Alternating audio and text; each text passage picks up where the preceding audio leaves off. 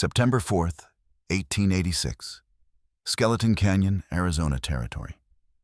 The morning wind moved like breath over the stone, hot, dry, and ancient. The ground was cracked with the memory of countless marches. From the cliffs above, riders waited dark silhouettes against the sun. They were the last free warriors of the Apache, tired, proud, watching the dust of soldiers in the valley below. Geronimo stood apart. His hair bound his rifle across his arm, eyes fixed on the horizon. He had seen too many treaties written in sand, too many promises carried away by wind. Below, the U.S. troops waited General Miles's column, glinting with mettle and discipline. They had hunted this man across mountains and borders for nearly a decade. Around Geronimo, his people. Chiricahua families, worn by years of exile, gathered their few belongings. Mothers held children who had never seen peace. Far across the canyon, smoke drifted a signal from scouts. The soldiers were ready, but so were the stories that would outlive them. In that silence before surrender, the desert seemed to listen. Every grain of dust held the echo of drums, long vanished the heartbeat of a nation refusing to disappear. This was the final stand of Geronimo, not on the battlefield, but at the edge of a vanishing world. And in that still air, history waited to draw its last breath and begin its memory. The land that had once stretched unbroken from the Sierra Madre to the Rio Grande was now divided by lines no Apache had drawn.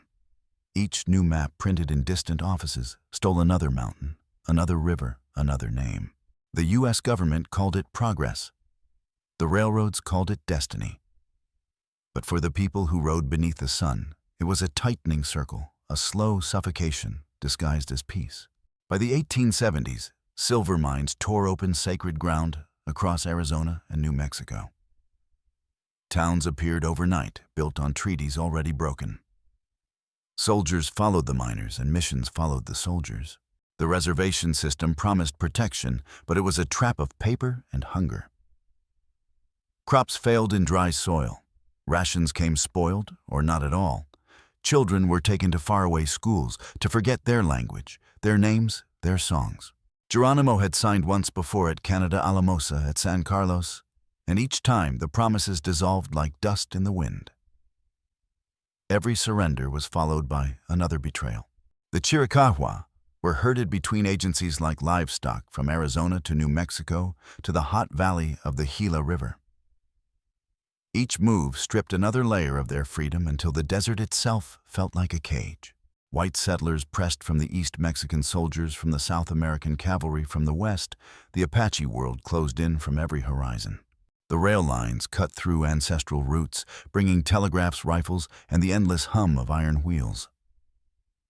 Messages could now cross the desert faster than any horse, and orders to hunt Geronimo traveled even faster.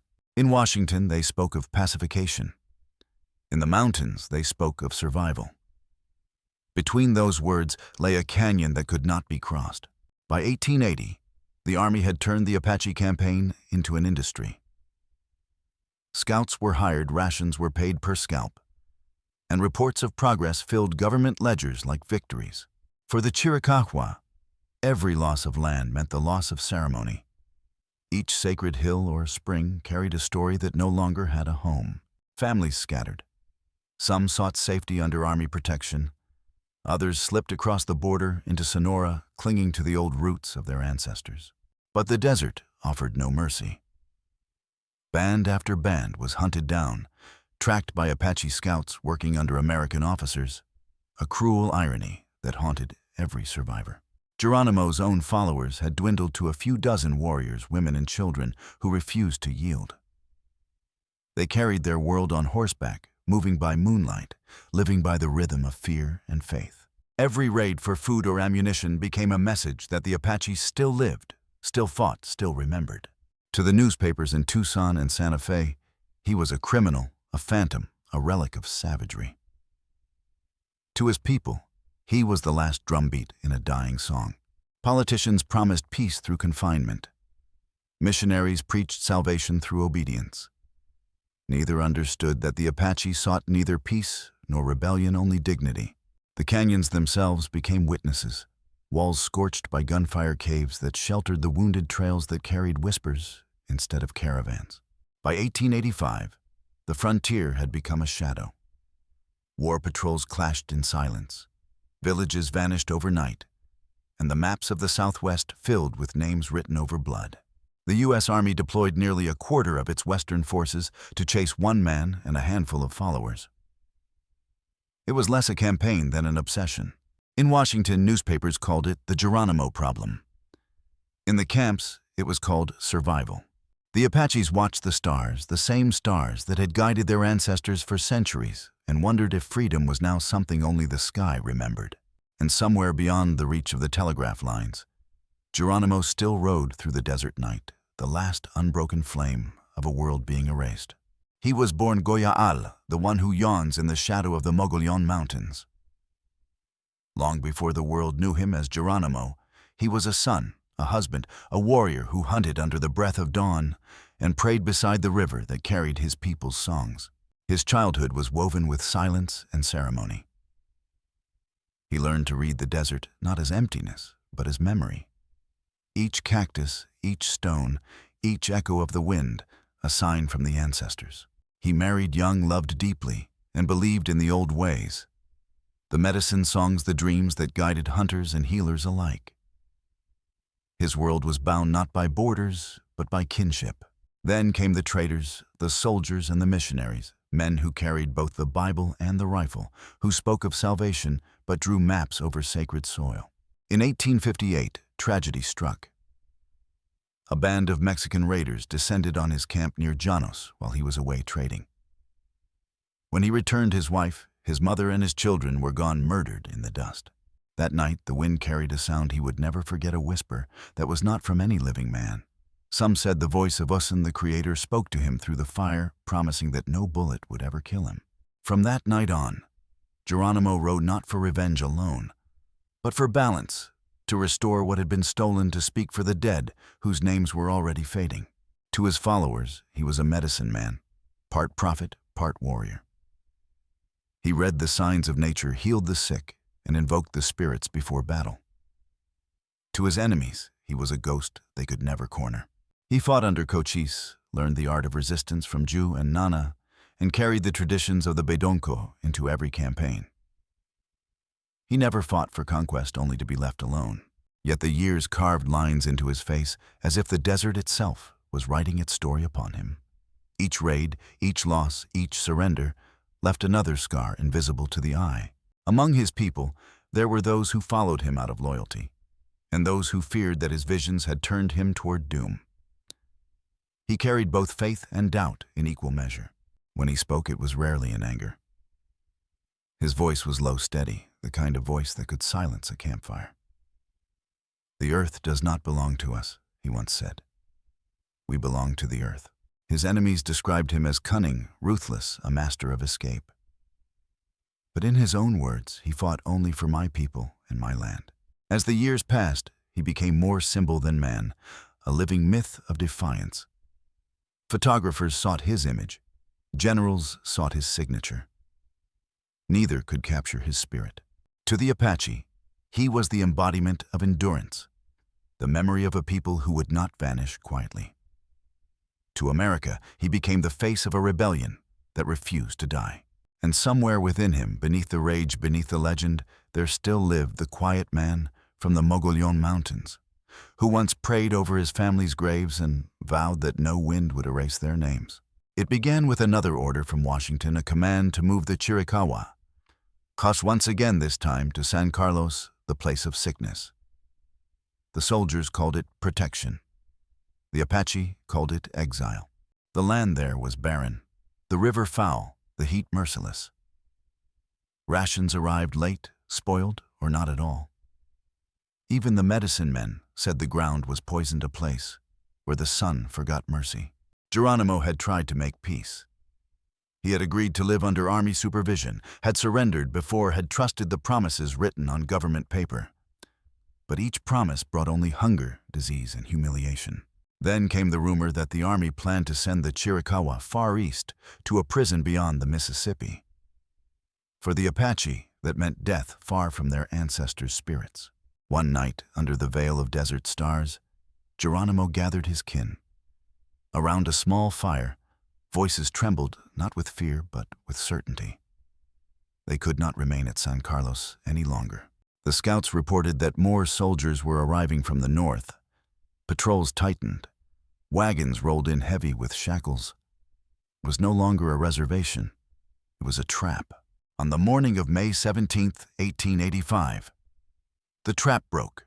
Geronimo and 35 of his followers, men, women, and children, slipped past the guards, their horses galloping toward the open desert. They crossed the Gila River by moonlight, leaving behind the stench of confinement for the breath of freedom. To the army, it was rebellion. To the Apache, it was survival. When the soldiers discovered the empty camp, panic spread through the garrison. General Crook was summoned again to hunt the man who would not stay caught. The newspapers called it an outbreak. Settlers fortified their towns, convinced the old wars had returned. But in truth, the fire had never gone out. It had only been waiting for air. Geronimo's flight into Mexico ignited the borderlands. Columns of troops fanned out across the mountains, chasing shadows through canyons and ravines. Each skirmish blurred the line between hunter and hunted.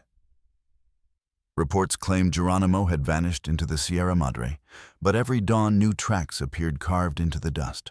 For the Chiricahua still left behind, the reprisal was swift. Families were arrested, villages burned, elders questioned without end. The army wanted proof that Geronimo could not rise again, but the desert remembered every trail, every spring, every song. And on those same winds that once carried prayers, the spark of defiance burned anew. The pursuit began in the heat of the Sonoran borderlands, a labyrinth of canyons, thorns, and blistered stone. The land itself was a weapon, and Geronimo knew every fold, every echo, every mirage. General Crook moved south with columns of cavalry and Apache scouts. His orders were clear: bring Geronimo back dead or alive. To the army, it was a matter of honor. To Geronimo, it was the last test of will. The mountains rose like teeth, cutting the horizon into shards. Horses stumbled on rock and heat shimmered like smoke. Men spoke little. Even the wind was sharp enough to draw blood.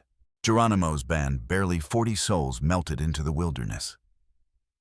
They moved by instinct, from canyon to canyon, riverbed to riverbed, leaving no trail but the ghosts of hoofprints swept by sand. Each dawn, the scouts found signs, ashes still warm, a broken strap, a child's footprint. But every time they followed, the tracks dissolved into stone. Geronimo used the desert as his disguise. He sent riders in opposite directions, lit false fires at night, and doubled back through the same ravines to vanish behind his pursuers. Cochise had once told him, "The mountain is a friend that kills for you." And now that lesson became prophecy. The jagged passes of the Sierra Madre swallowed regiments whole. At dawn, the U.S. soldiers found the remains of a camp smoldering embers, a few scattered bones of cattle, and a mark drawn in ash, a spiral, the Apache sign for freedom. Crook's men pressed on through the Sierra's shadow. The terrain turned against them, cliffs that broke underfoot, rivers that vanished underground. Nights so cold the canteens froze solid. In the canyons, Geronimo's men struck like lightning. One moment invisible, the next a burst of fire and smoke. They ambushed from above, fired once, then disappeared into the stone. The army called it guerrilla war. The Apache called it the old way to fight, like wind, never where the enemy stands. At Nacori Chico, a column stumbled into a narrow gorge. The sun was directly overhead, blinding in the dust. When the first shot rang, it came from everywhere at once. Bullets tore through the column. Horses screamed, and men scrambled for cover that didn't exist. Geronimo's warriors moved along the cliffs unseen, firing down from the light. Crook's scouts yelled in Apache, pleading with the soldiers not to shoot uphill, but chaos ruled the canyon. A bugle fell silent.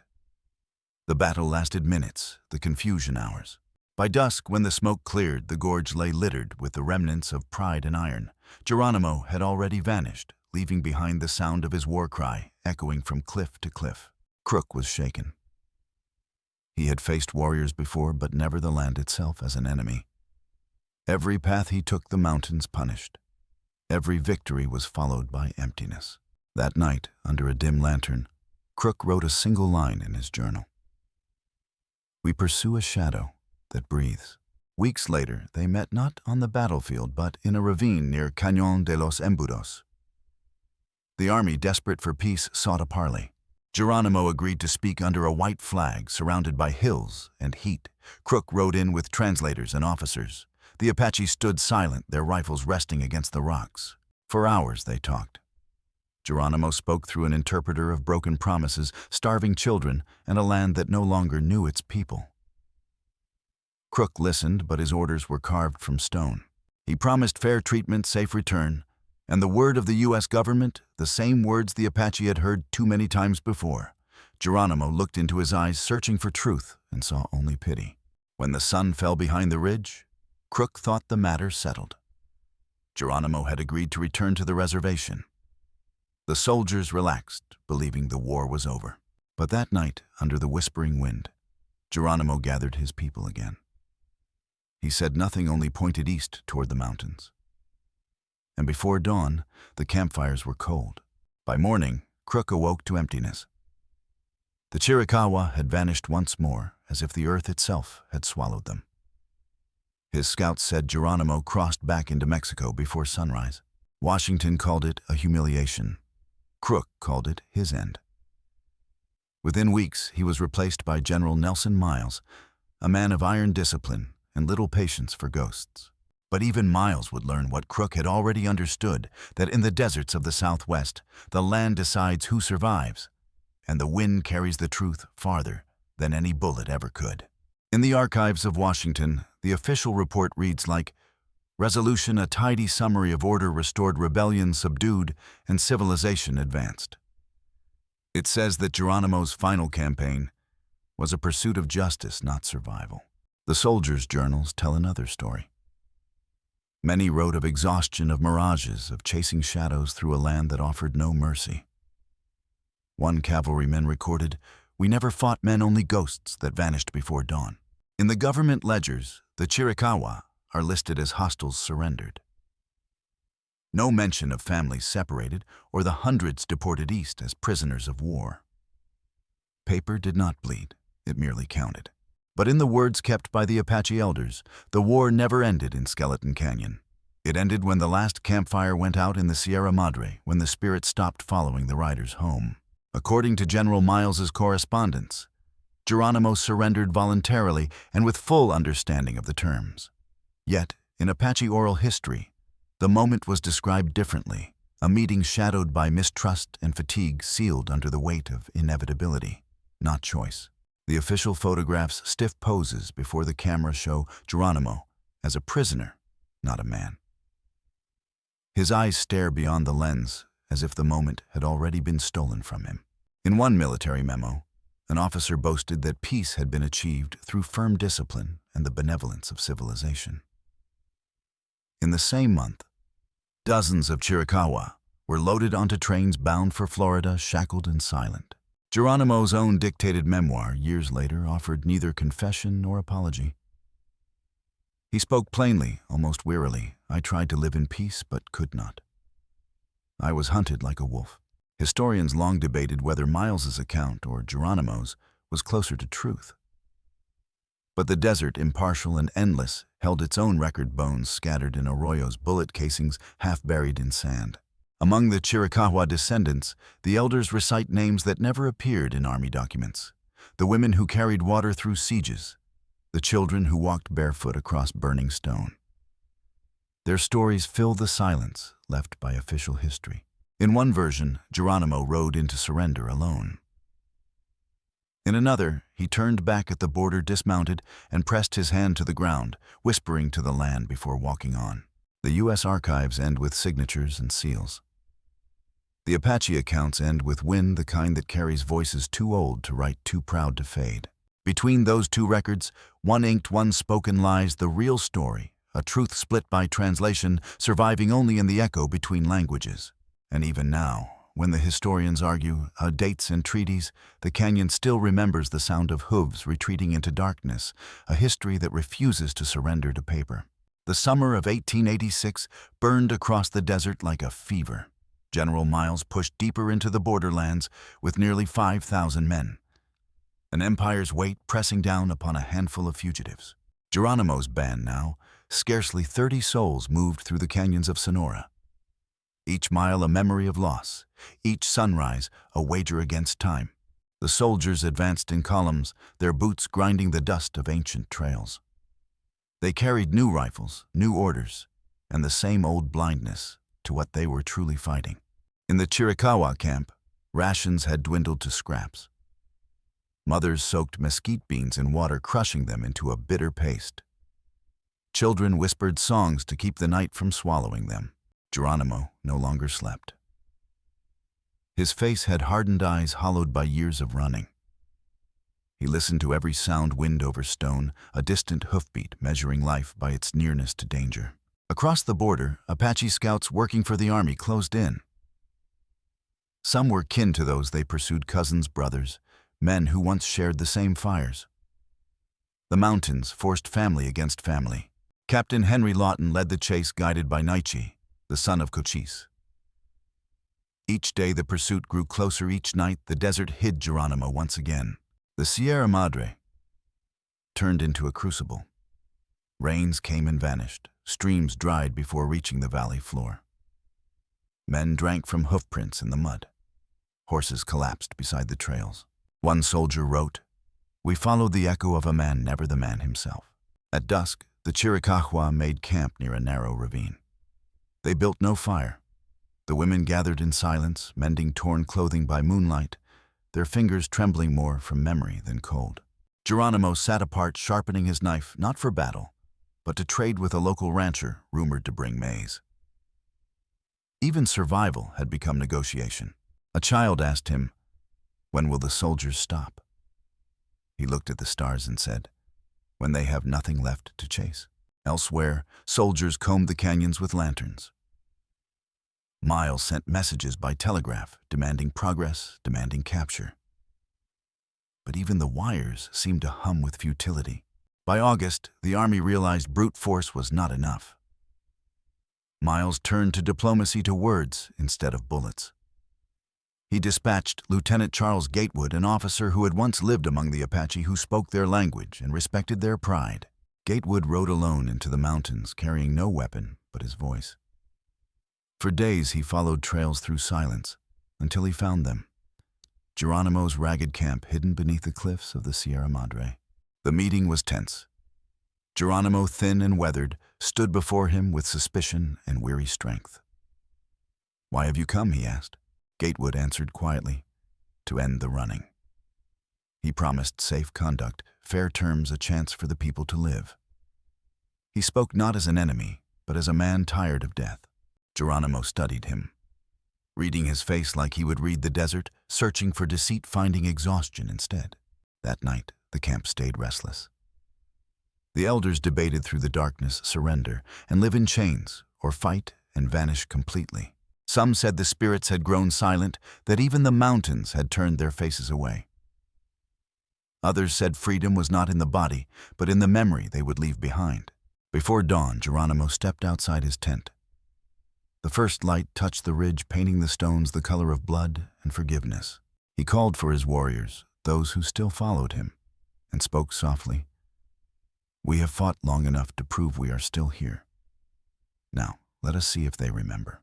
By sunrise, Gatewood rode ahead to deliver the message. Geronimo would meet General Miles in Skeleton Canyon. The war that had outlasted governments and generations was nearing its breathless end. But as the camp packed their few belongings, none believed the word peace.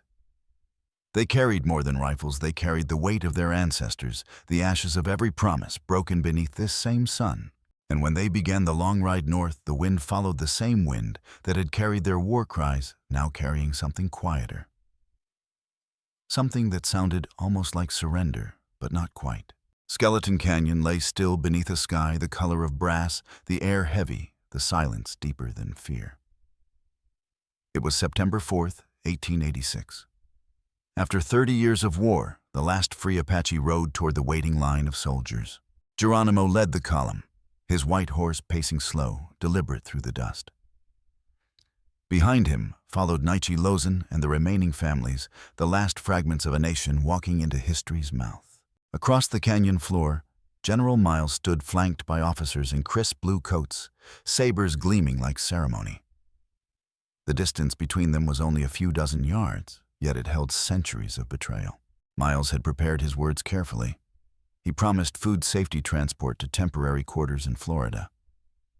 The phrase was a lie, wrapped in politeness, but his tone was iron. Geronimo dismounted slowly. He carried no weapon. The desert wind stirred his coat, the same wind that had carried his war cries through every canyon south of here. For a long moment no one spoke. Even the horses stood still.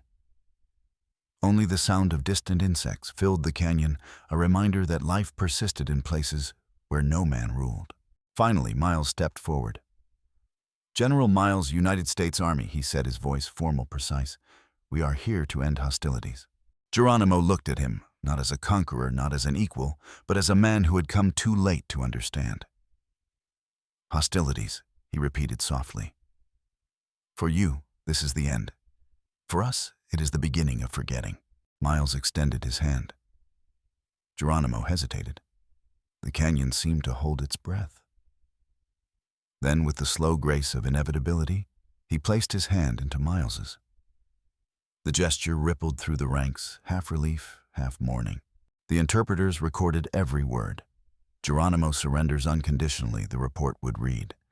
But those who stood close enough heard something else.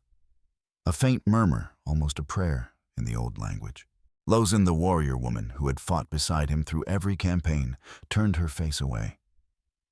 Her eyes, sharp as obsidian, filled with the knowledge that this peace was only another kind of exile. The soldiers moved forward to take the weapons, rifles, knives, bows. They counted them carefully, as if each piece of iron could balance the weight of centuries. Children clung to their mothers. The elders stood silent, hands clasped, watching the horizon that had once belonged to them. As the American flag rose over the camp, a gust of wind tore at its edge. Single thread unraveling against the sun. That afternoon, the Army photographers assembled the group for an official portrait.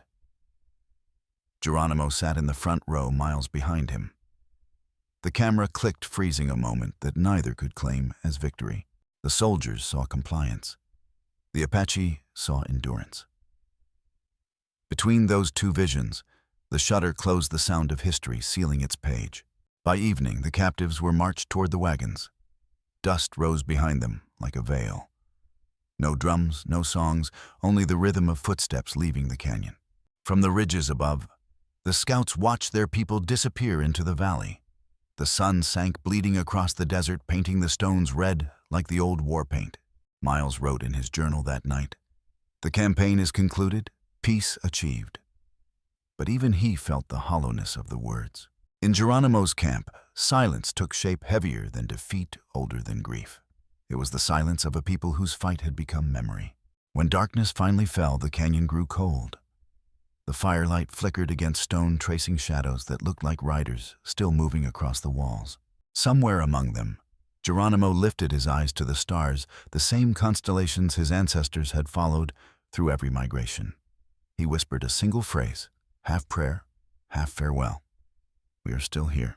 And the night answered as it always had, with wind across the desert, carrying the echo of a nation's last stand, and the quiet certainty that no surrender lasts forever. After the surrender, the desert seemed emptier, yet every trail still bore the weight of memory. The Apache who remained in Arizona and New Mexico faced a new reality, one mapped not by freedom, but by orders and borders. The Chiricahua were sent east to Florida and Alabama. Their homes once scattered across the mountains, and canyons were abandoned. Crops left untended, sacred sites left silent, the landscape itself grieving with them. Those who remained on the reservation struggled to adapt. The land given to them was arid, insufficient, and far from the rivers that had sustained generations. Every planting season was a gamble against drought, disease, and scarcity. Families were split. Men sent to labor, women tending children, elders forced to teach a language not their own. Traditions were suppressed in the schools. Ceremonies held in secret became acts of defiance. The military presence did not wane. Forts and patrols replaced the mountains' natural guardianship. Maps were redrawn, settlements expanded, and the Apache found themselves invisible within lines and names drawn by outsiders. Meanwhile, the U.S. Army reported the campaign a success. Newspapers praised the pacification of the frontier, ignoring the human cost, the cultural erosion, the psychological scars left on those who had survived. Some Chiricahua escaped crossing the border back into Mexico. There they lived in exile, relying on old trade routes and allies who remembered their families' sustaining memory while avoiding the long arm of the army. The economic balance of the region shifted. Land that once belonged to the Apache was now in private hands, mines operating unchecked, and ranchers claiming water and grazing rights that the Apache had relied upon for centuries. Politically, the power in the Southwest consolidated. U.S. authorities imposed agency systems that allowed them to dictate movement labor and legal status, reducing a proud people to wards under supervision. By the early 1890s, several Apache bands were forcibly removed again to distant territories, often suffering disease and death during the marches. Every relocation reshaped the map, not just geographically but socially and culturally. Some leaders, including Geronimo, became symbols of endurance. Even in captivity, their names were remembered, their deeds recounted in whispers, oral history preserving what official maps tried to erase. For younger generations, growing up in these new realities meant learning to navigate the imposed structures while keeping memory alive. Rituals, songs, and stories became coded ways to survive spiritually in a world that had attempted to erase them. The landscape itself bore witness. Trails once used for hunting became overgrown. Campsites and sacred springs were marked on government maps as settlements or unassigned lands. Nature and policy intertwined in a quiet reclamation of identity. Even decades later, when reservations stabilized and communities reorganized, the echoes of removal lingered. Names of villages changed, sacred mountains renamed. Yet the people remembered the old maps, the old routes, the stories that refused to die. The final lesson of the campaign was embedded in both human and land power. Had shifted, survival required adaptation, and memory was the last currency of freedom. Through treaties, relocations, and the reshaping of geography, the Apache endured not as they had been, but as a people whose spirit could not be mapped, whose presence could not be erased. Today, the Chiricahua Apache communities remember the desert, the canyons, and the mountains not only as landscapes, but as living witnesses to survival and endurance. In small gatherings, elders recite the stories of Geronimo and his people, songs, prayers, and chants that have persisted across generations, despite exile and forced relocations. At dawn, children are taught the old language alongside English, learning the names of rivers, springs, and mesas in their ancestral tongue names that carry history and identity. During ceremonies, drums echo across the reservation, connecting the present to a past that refused erasure. Fire, smoke, and song mark continuity, bridging the living with those who walked before. Communities celebrate the resilience of those who returned from Mexico, who endured captivity, and who preserved stories under the weight of relocation and surveillance. Archaeological sites, old campsites, and sacred springs are studied carefully not only for evidence, but to honor the footprints left by ancestors, the enduring marks of people who could not be silenced. Place names or endonyms are reclaimed where possible. Hills, rivers, and valleys retain the language of those who first named them, reinforcing cultural memory in the landscape itself. Museums and archives hold photographs, diaries, and government reports, yet local oral traditions ensure that the stories carry the nuance and emotion missing from official records. Scholars reflect on these histories lightly, noting that the Apache experience challenges conventional notions of conquest and surrender, and that cultural survival often defies the boundaries drawn on maps. Visitors to the Southwest today are reminded through interpretive centers and storytelling that the land is layered with memory, that the desert and mountains hold both history and ongoing life. The legacy is not one of defeat, but of persistence. A people who endured exile, captivity, and attempted erasure, yet whose identity and traditions continue to thrive. And in the quiet desert where wind moves over stone and sand, the voices of those who remained whisper still a testament to endurance memory and the enduring spirit of the Apache.